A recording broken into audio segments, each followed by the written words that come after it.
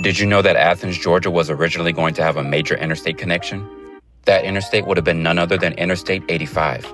And this would have connected yet another major city in Georgia, along with a major university, that being the University of Georgia. In this era, putting Atlanta and Athens on the same interstate route sounded like a great idea. However, these plans were thrown out the window when Governor Ernest Vandiver used his political power to change the route, leading the interstate instead through his home county, Franklin County.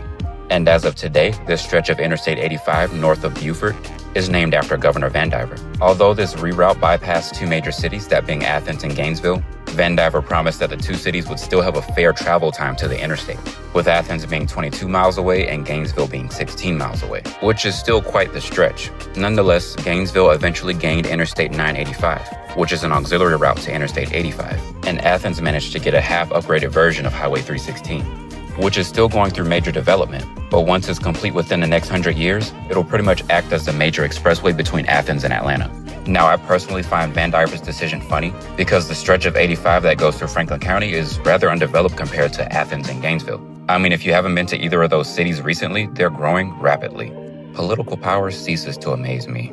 Now, if 85 were to go to Athens, I wasn't able to find any old maps prior to making this video, but my most logical guess would have been that 85 would have just followed 316 to Athens and then followed Highway 29 until you got to Greenville. But if you have any of this information or know any of this information, please drop it in the comments below. But what are your thoughts on the scrap plans for Interstate 85 going through Athens, Georgia? And how do you think it would have benefited the current Atlanta CSA?